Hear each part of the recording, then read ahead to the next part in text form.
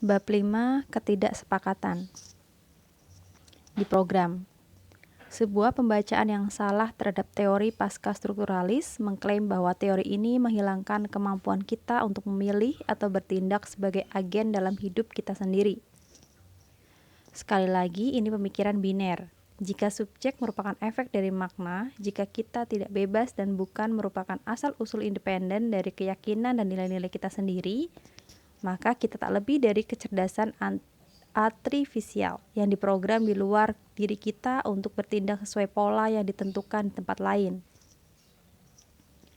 Tapi bukan ini yang dinyatakan oleh kebanyakan pemikir pasca-strukturalis. Sebaliknya, dekonstruksi menyiratkan bahwa makna tidak diberikan begitu saja tanpa dapat diubah, melainkan selalu dapat diubah.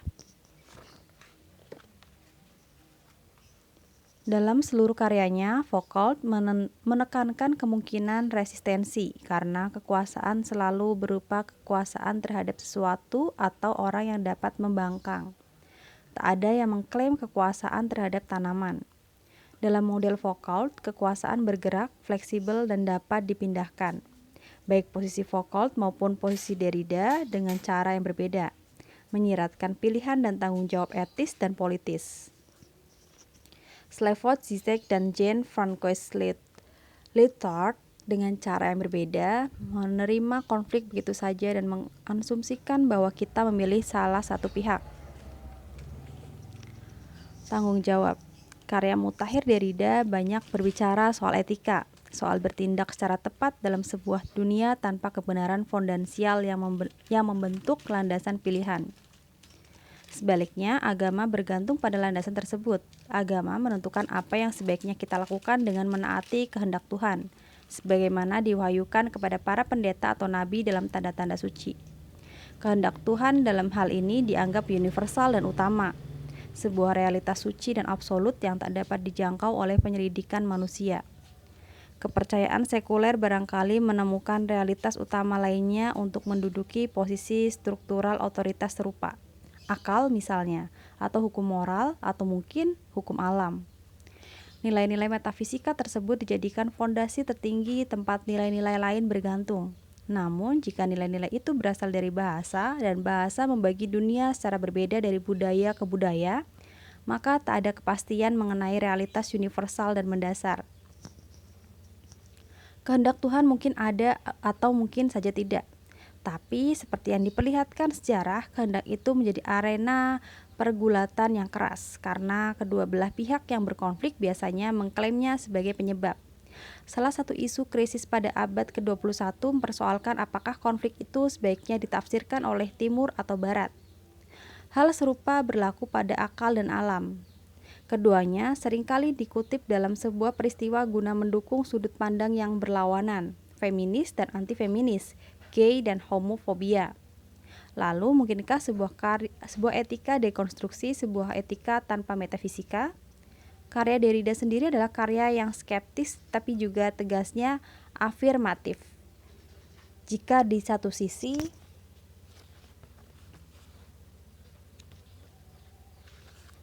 unsur yang lain dalam yang sama, perbedaan dalam budaya, bahasa, dan subjek meruntuhkan totalitarianisme dan nasionalisme, dan juga upaya-upaya lain untuk menggiring beragam masyarakat atau kelompok ke dalam satu identitas. Maka di sisi lain, kata Derrida, hal tersebut tidak menghilangkan tanggung jawab untuk merespon situasi itu sendiri. Nilai-nilai tidak hanya memiliki sejarah, tapi juga berbeda dari diri mereka sendiri. Karena itu mereka dapat berubah di masa depan kalau bukan sebagai ide atau ide yang baku tentang kebaikan, setidaknya sebagai harapan agar jejak yang teroreh dalam nilai-nilai itu suatu saat akan menjadi kenyataan. Derrida menyebut gagasan ini sebagai kemesiahan. Ini bukanlah janji akan tibanya sang Mesias yang akan memenuhi keyakinan individual Kristen atau katakanlah Islam, tapi harapan akan datangnya masa depan yang berbeda. Heroisme. Kalau begitu, dekonstruksi tidak bertentangan dengan pilihan moral atau politik. Lalu adakah etika psikoanalisis? Dalam pandangan Lacan, Karena neurosis lahir dari represi dan neurosis itu destruktif, ini artinya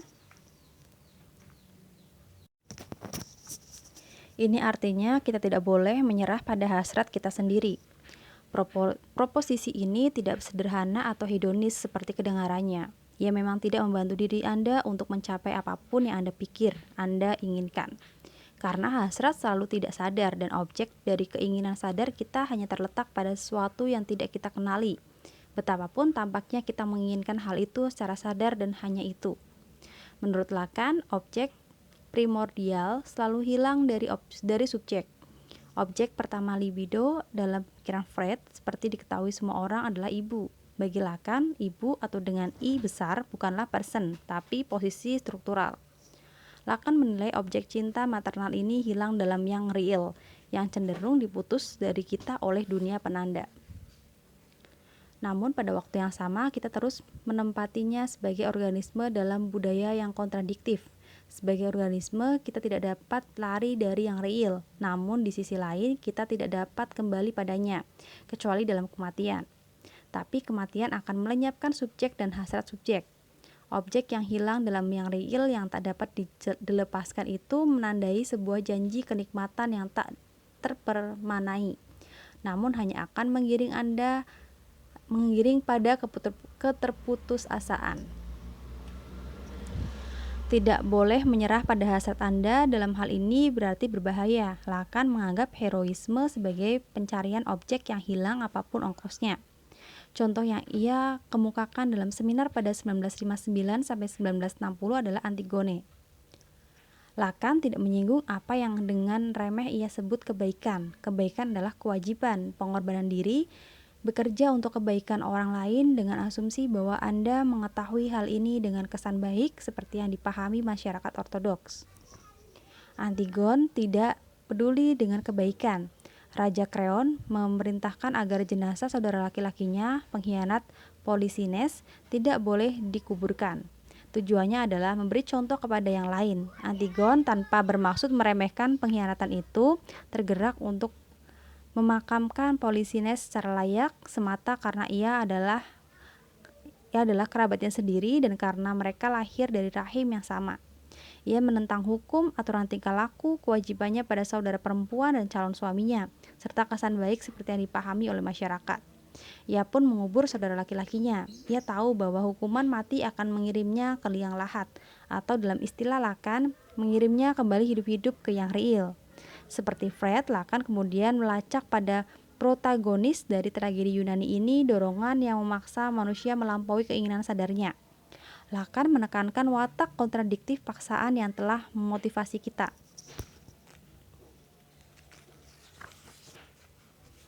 Cinta akan objek yang hilang dan gerak kematian berjalin kelindan secara tak terpisahkan dalam hasrat. Antigone tidak pernah menyerah pada hasratnya. Dan kendati Lacan sering dituduh misogini, pahlawan yang ia contohkan adalah perempuan. Pahlawan perempuan Lacan telah menjelma mitos dalam budaya Prancis. Lakon Antigone, Jean Anouilh yang berpengaruh yang pertama kali digelar pada masa pendudukan Paris pada tahun 1944. Saat itu memicu perdebatan luas mengenai resistensi dan resistensi. Lacan menguraikan pembacaannya yang sedikit ambivalen, tapi cukup rumit, tentang Sophocles 15 tahun kemudian. Seminar yang sama pada 1959 sampai 1960 berulang kali menyebut senjata perusak massal sebagai ancaman atas keberadaan manusia dan dapat dibaca sebagai tawaran teoretis mengenai tekanan konflik yang akan mencegah dan mendorong penggunaan senjata itu. Cinta di satu sisi dan dorongan kematian yang terproyeksikan keluar sebagai agresi di sisi lain. Di belahan lain dunia muncul kegiatan yang luar biasa dahsyat untuk melawan gerak manusia yang sama dahsyatnya dalam melakukan perusakan.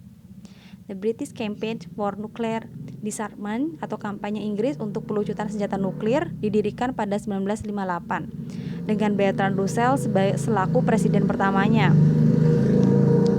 Sublimasi. Untungnya hasrat tidak selalu kita butuhkan seperti yang dialami Antigone.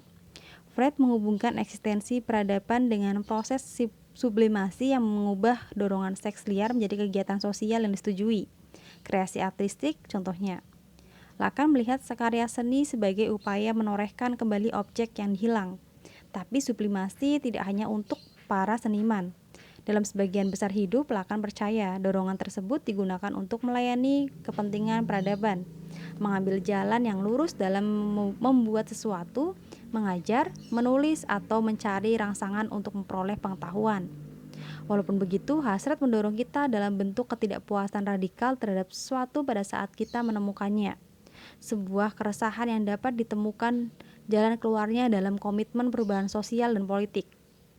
Antagonisme Slavoj Žižek mengadaptasi gagasan Lacan untuk menghasilkan analisis politik yang lebih menukik mengenai hubungan antara manusia dan masyarakat. Žižek sendiri yang merupakan salah satu pewaris teori Lacan yang paling bersemangat menolak label pasca-strukturalis atau dengan lantang karena ia melekatkan label ini pada Derrida dan apa yang dianggapnya sebagai keasyikan yang eksklusif dan berlebihan terhadap penanda. Derrida sebaliknya terkenal bermusuhan dengan Lacan. Ia menuduhkan telah menyelundupkan fondasionalisme lewat pintu belakang untuk menciptakan apa yang ia sebut metafisika ketidakhadiran. Setidaknya tak ada orang yang menuduh pasca-strukturalisme seragam. Jadi logiskah pembicaraan Žižek di sini? Saya menggunakan istilah pasca-strukturalisme untuk menunjuk seperangkat gagasan yang dikembangkan sejak Saussure mengutamakan penanda daripada rujukan langsung terhadap dunia, dan mengawali bahasa dengan momentumnya sendiri dan determinasinya yang independen. Secara eksplisit, Lacan berutang budi pada Saussure, dan Žižek secara eksplisit juga berutang pada Lacan. Tapi pasca-strukturalisme tidak bisa mengklaim tentu saja makna tunggal otoritatif yang didasarkan pada realitas atau kebenaran tertinggi. Persoalan terhadap pasca-strukturalisme Žižek pada akhirnya mungkin tidak dapat diputuskan. Tapi seandainya sebutan yang tepat tentang posisinya dapat ditentukan, pandangan-pandangannya tentu saja tidak dapat diabaikan. Dari Lacan, Žižek mengadopsi pemisahan antara tatanan simbolik yang real dan ia melihat bekas dari hilangnya yang real di alam bawah sadar sebagai benih utama yang kemudian terproyeksikan keluar dalam bentuk antagonisme. Jadi yang perjelas identifikasi Lacan mengenai hasrat bawah sadar dengan dorongan kematian. Lacan menekankan kemungkinan sublimasi dan Žižek menemukan yang sublim. Dalam pandangan Žižek, yang real menyatu dengan objek yang hilang dalam bentuk ketidakhadiran struktural yang diselubungi dalam relasi sosial oleh sesosok fantasi sublim. Sosok ini dituduh oleh ortodoksi sosial sebagai biang keladi lestarinya antagonisme yang perlu dibasmi. Dengan kata lain, dorongan kematian menemukan objek-objek sosial sebagai pengganti bagi godaannya yang berbahaya. Masyarakat mengutuk setan yang telah mereka ciptakan untuk meredam ketegangan yang tak terelakkan. Mereka percaya begitu saja bahwa pembasmian mereka akan mengubah segalanya. Perang dingin Amerika pada 1950-an menargetkan kaum komunis. Gerakan Hitler Jerman memilih kaum Yahudi. Di lain waktu, sosok yang berbeda direkayasa untuk menempati posisi struktural serupa. Para psikopat, pecandu obat, pedofilia di abad ke-21, ada ancaman bahwa Barat akan mengonstruksi antagonisnya dan bentuk Islam fundamentalis yang kemudian dapat dianggap bertanggung jawab atas perpecahan global. Masalahnya di sini, sekalipun musuh dibayangkan oleh pihak yang baik dapat disingkirkan, antagonisme aktual yang menghuni individu dan masyarakat masih tetap ada. Sebab, menurut Žižek, antagonisme ini bersifat struktural. Teori sosial dan politik, kata Žižek, perlu mempertimbangkan antagonisme ini, bukannya mengusulkan untuk menindasnya melalui totalitarianisme atau berusaha membuatnya lebih beradab seperti yang dilakukan demokrasi liberal. Disensus. Dengan cara yang berbeda, baik totalitarianisme maupun liberalisme berusaha mencapai konsensus yang mantap, yang satu dengan menghapus oposisi dan yang lainnya dengan bernegosiasi. Proyek ini menurut Jean-François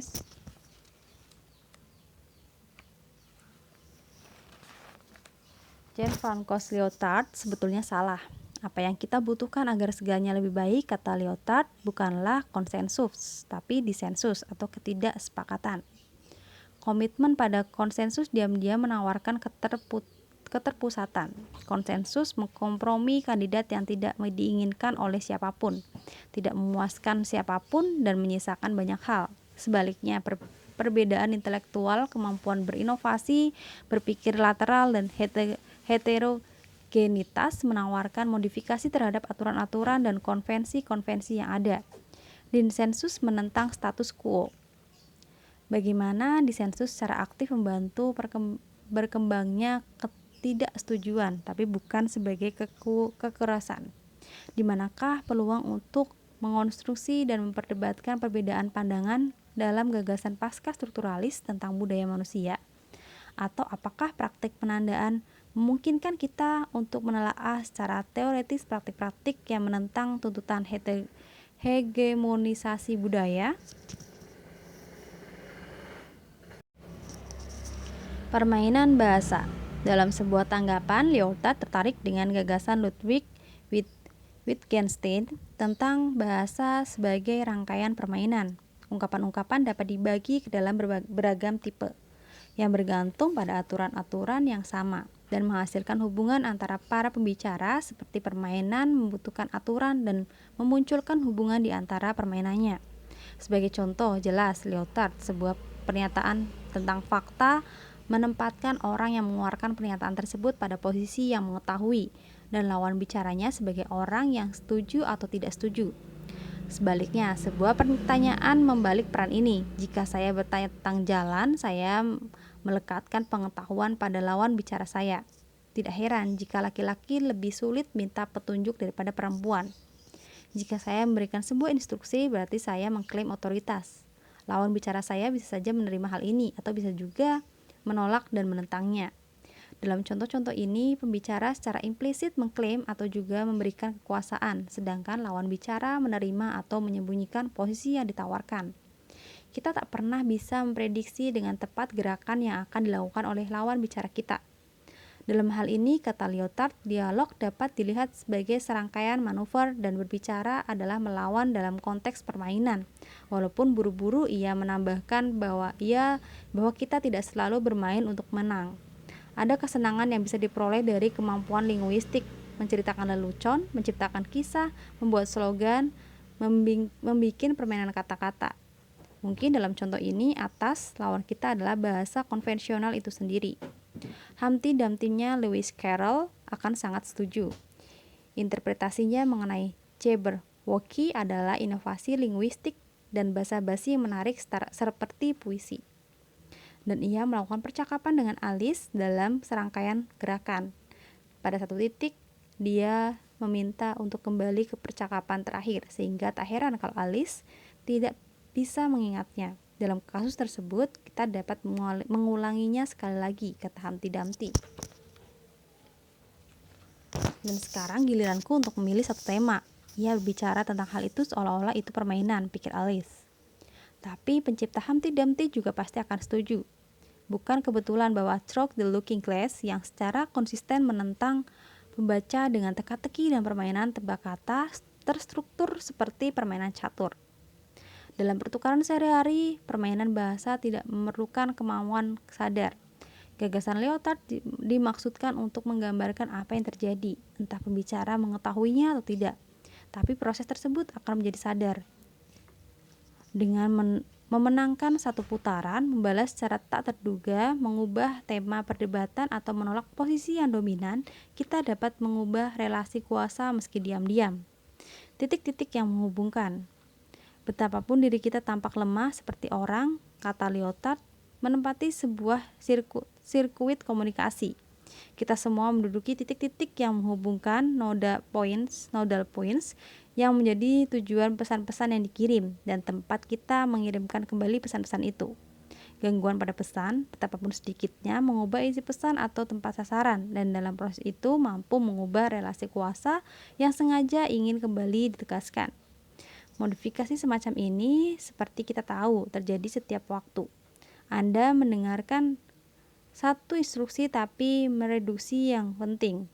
Manajemen meminta laporan dari sales bawahannya dan respon Anda secara tak terduga menyebabkan mismanagement.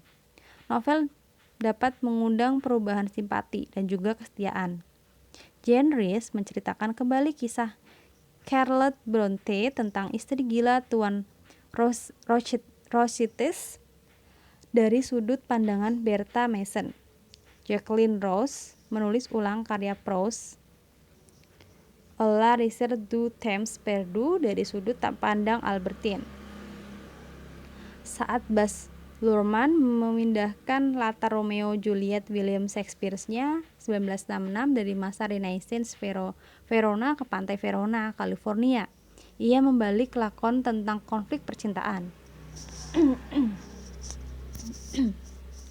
Ia merancang pernikahan dengan melukiskan masyarakat yang memiliki daya beli dan teknologi tinggi, yang menyerang pihak yang lugu dengan menawarkan agama yang megah.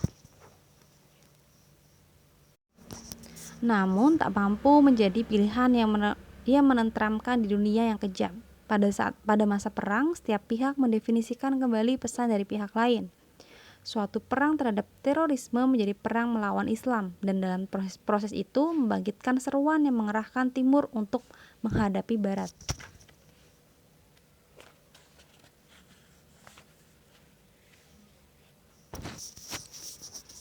Avant-garde dalam sebuah esai yang secara eksplisit memicu polemik Answering the Question, What is Postmodern?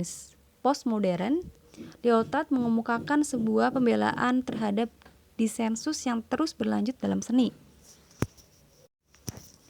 Budaya menurutnya perlu tantangan baru jika kita tidak ingin berakhir dalam kepuasan diri atau lebih buruk lagi teror. Sasarannya di sini adalah apa yang disebutnya realisme. Realisme klaimnya menegaskan kembali ilusi bahwa kita mampu menangkap kenyataan, kebenaran, dan segala sesuatu secara apa adanya. Fotografi, film, dan televisi sesuatu secara apa adanya. Fotografi, film, dan televisi yang menawarkan diri sebagai jendela dunia dengan menyampaikan fakta-fakta, tak lebih dari penyempurnaan program menata ruang visual yang dimulai dengan lukisan Renaissance. Pada abad ke-15 di Italia, para pelukis mulai menggambarkan dunia berdasarkan aturan-aturan dengan perspektif yang baku. Selama garis-garis itu dipahami sejalan dengan landasan yang terkumpul pada satu titik yang hilang, dan selama objek yang ditunjukkan berkurang dan memendek, maka bentuk tiga dimensi secara ajaib ditorehkan dalam kanvas dua dimensi dan kebenaran muncul dalam lukisan tersebut. Tapi kebenaran ini merupakan efek dari geometri. Ia hanyalah sebuah ilusi. Pada saat pengamat berdiri pada posisi yang tepat, berlawanan dari titik yang hilang dan berjarak dari posisi pelukis, dan selama gambar tersebut dilihat dengan satu mata tertutup, ilusi kebenaran itu disulap sedemikian rupa menjadi fiksi yang cerdas. Realisme Belanda pada abad ke-17 mengubah dunia yang kita yakin kita ketahui dengan tingkat akurasi yang luar biasa. Peter de Hooch menunjukkan penyusutan ruang di dalam dan di halaman gedung di Veld. Ia juga memasukkan ke dalam ruang domestik ini tiga sosok yang dimiliki oleh realisme di dalam lukisannya, semuanya perempuan. Sementara itu, realisme sastra juga mengandalkan pembacanya untuk mengenali dunia yang dilukiskan dengan sentuhan persuasif yang tampak nyata. Realisme menetapkan cara merasakan sesuatu, mengarahkan gagasannya tentang dunia ke dalam suatu sudut pandang, dan dari sana membuat hubungan sosial yang masuk akal. Cerita detektif klasik dimulai dari teka-teki siapa yang membunuh korban dan mengapa, hingga akhirnya kita tahu identitas pembunuhnya dan motif kejahatannya. Atau jika kita tidak tahu, kita merasa dicurangi. Tapi dengan memberikan penjelasan, penyingkapan yang membuat segalanya jelas, cerita juga menegaskan kembali apa yang masuk akal dalam tingkah laku manusia, seolah-olah itu realistis. Ini biasanya menyertakan gagasan bahwa kejahatan akhirnya juga diusung ke dalam buku. Realisme, kata Lyotard, melindungi kita dari keraguan. Ia menawarkan satu gambaran dunia yang sepertinya kita ketahui, dan dalam proses itu memantapkan status kita sebagai subjek yang mengetahui. dengan menegaskan kembali bahwa gambaran tersebut benar. Sesuatu manusia dan yang terpenting kita adalah seperti apa yang selalu kita andaikan. Lyotard menilai pasca modernitas menunjukkan pada bentuk literer dan artistik yang berbeda dan bukan periode tertentu. Tantangan Durkheim terhadap realisme dapat dipandang sebagai pasca modern. Anda ingin realisme? Tanya Pispot Richard Moore. Saya akan memberi Anda realitas itu sendiri. Pispot yang sudah jadi, seperti yang Anda lihat setiap hari. Nah, itu dia, benda yang setiap hari dilihat laki-laki. Baiklah, laki-laki barat itu saja. Realitas itu sendiri ketika Anda pikirkan relatif secara budaya. Pada awal abad ke-20, seni dan sastra eksperimental menantang dominasi realisme, menyebutkan efek tipu muslihat dan memecahkan nilai-nilainya untuk mengakui kemustahilan mengakses kebenaran pada tingkat penanda. Satu cabang dalam eksperimentalisme baru ini, Lyotard menyebutkan modernisme, menyesali kemustahilan mengakses kebenaran dan setia menganggap kisah-kisah dan karya seni sebagai nostalgia bagi kehadiran yang hilang. Yang lain pasca modern dengan bebas merayakan kemustahilan ini. Pasca modernisme merayakan kemampuan penanda untuk menciptakan beragam bentuk baru dan tentu saja aturan baru. Tentu saja Lyotard mengakui terdapat pasca modernisme pasaran, suatu elektisisme pada tingkat gaya yang mudah memberikan kesenangan dan membuat keuntungan yang besar secara bersamaan. Tapi estetika Kitsch ini, keyakinan bahwa semuanya boleh, merupakan tantangan avant-garde lama yang menghampar berbagai kemungkinan praktik penandaan. Dalam karya kanon, Lyotard mengambil contoh James Joyce. Ulysses yang terbit pada 1922 menandai peralihan dari novel abad ke-19. Dalam catatannya tentang suatu hari di Dublin, novel tersebut melukiskan peristiwa, tapi sebagian besar mengabaikan plot dan ketegangan. Dengan kata lain, struktur realis konvensional dari teka-teki yang mengarah pada penyelesaian akhir. Sebagai alternatif, Ulysses menawarkan permainan kata yang memesona dan kenikmatan dari berbagai rumusan yang tak terduga. Secara terang-terangan, ia memamerkan bahasa sebagai serangkaian permainan yang lawan utamanya adalah konvensi itu sendiri. Ulysses yang tidak menyerupai Odisinya Homer terus menyinggung dan memarodi. Kecerdasan penuturan Joyce dalam epiknya bergantung pada peradaban tersebut. Ulysses adalah sorak-sorai tekstual dan intertekstual yang riuh. Kenikmatannya terletak pada penanda, bukan ruang yang terbayang di sisi lain penulis. Teror. Pasca modern atau avant-garde menolak menyesuaikan diri dengan aturan yang telah ada. Justru, kata Lyotard, seniman dan pengarang pasca modern berkarya tanpa aturan, dalam rangka menemukan apa yang akan selalu menentukan karya mereka. Pasca modern terlalu dini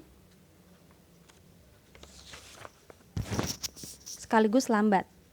Terlalu dini bagi publik karena ia harus baru. Terlalu lambat bagi pengarang yang tidak dapat mengetahui apakah ia dapat dipahami, dinikmati, atau absurd. Ulysses dilarang, tapi kini sering dianggap sebagai novel terbesar abad ke-20. Fontaine karya Durkheim ditolak oleh kalangan independen, tapi sekarang salinannya yang tak sah tak ternilai harganya.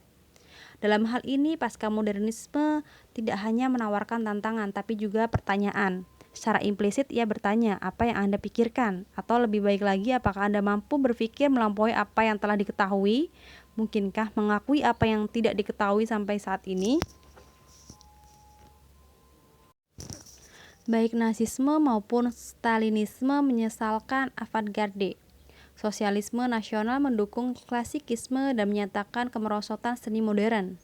Stalin promosikan realisme sosialis dengan mengucilkan bentuk eksperimental yang berkembang cepat setelah revolusi. Setiap rezim percaya bahwa mereka memiliki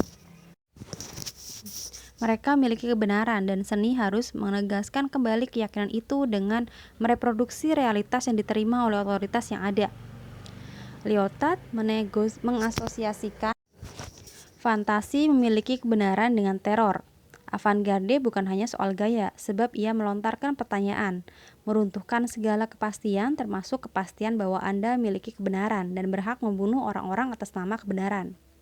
A postmodern fable. Genre apa yang pantas untuk cerita pasca modern? Tentu saja, tidak ada aturan selain hanya bentuk baru atau bentuk lama yang disesuaikan kembali untuk tujuan yang baru. Dalam A Postmodern Fable, Lyotard secara radikal menciptakan kembali salah satu genre tertua dari berbagai genre yang ada. Fable secara konvensional menghibur atau memberikan penjelasan. Fabel menemukan cara yang cocok untuk menyampaikan kebenaran moral atau mengetahui tentang asal mula sesuatu. Fabel juga menyediakan jawaban untuk persoalan nyata, namun ia tetaplah fiktif. Fabel melakukan fabulase. Sebaliknya, contoh genre pasca modern Lyotard tidak menawarkan banyak hiburan. Ia tidak memberikan jawaban, tapi menyodorkan pertanyaan. Fabulasinya sangat sedikit, tapi mereproduksi kesimpulan sains, dan ia dimulai pada akhir cerita. Sebuah fabel pasca modern menanyakan apakah kita dapat bertahan hidup dengan ledakan matahari yang tak terelakkan 4,5 miliar tahun mulai sekarang. Semua bintang akhirnya tenggelam dalam lautan api, tak terkecuali matahari. Mereka akan terbakar, bumi pun ikut terbakar. Akankah manusia melarikan diri? Pertanyaan yang mungkin tampak tidak terlalu penting atau mendesak karena kita memiliki 4,5 miliar tahun lagi untuk menjawabnya. Tapi happy endingnya mungkin mengandaikan bahwa kita menjadi sesuatu yang lain dari kita sekarang ini. Kita yang mampu bertahan di lingkungan yang jauh berbeda dari lingkungan yang saat ini kita kembangkan. Apakah kita? Fabel Lyotard menjawab bahwa manusia adalah efek penggabungan beragam bentuk energi secara kebetulan. Komposisi molekul dari permukaan bumi serta radiasi matahari yang membentuk formasi sel hidup, lalu muncullah pembelahan sel, sejenis kelahiran dan kematian, kemudian reproduksi seksual, seleksi alam bahasa. Jadi fabel pasca modern menjelaskan asal-usul sesuatu. Tapi protagonisnya bukan manusia.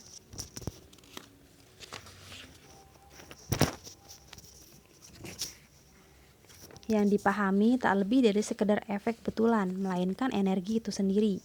Menurut fabel futuristik Lyotard, sumber daya ilmiah semakin banyak dikerahkan bagi kelangsungan hidup manusia setelah dunia berakhir.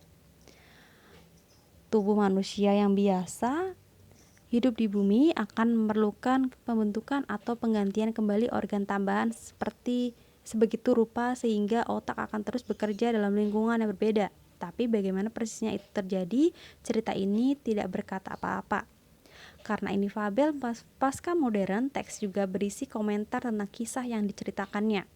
Fabel ini tidak menolak realisme, sebaliknya ia mengandung berbagai informasi tentang dunia yang secara ilmiah dapat dibuktikan.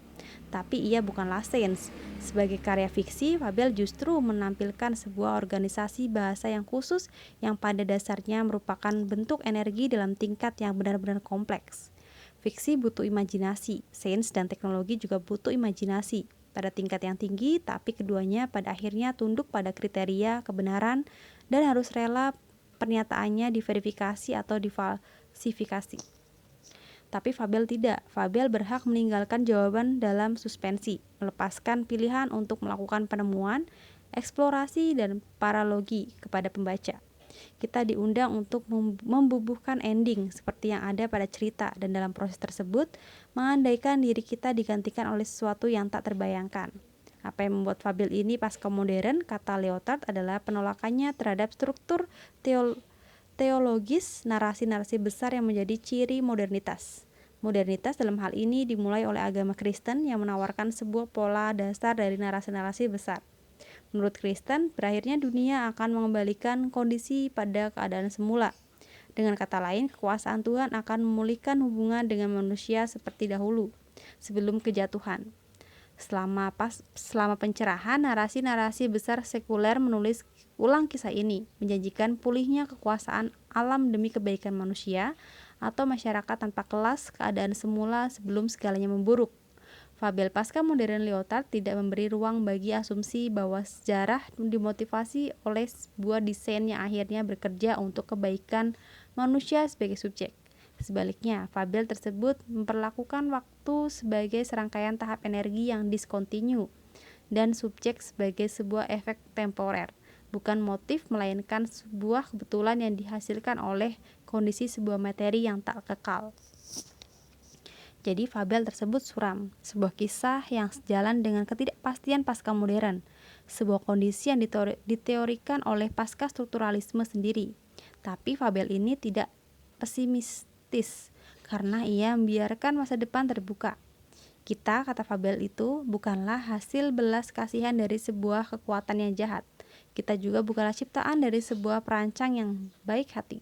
Sebaliknya, apa yang terjadi pada kita hingga tingkat tertentu ada di tangan kita. Jika sains dihasilkan oleh efek penggabungan beragam bentuk energi secara kebetulan, menegaskan keyakinan bahwa dunia akan berakhir tepat pada waktunya, maka sains juga mampu ikut campur tangan demi kepentingan masa depan yang mungkin.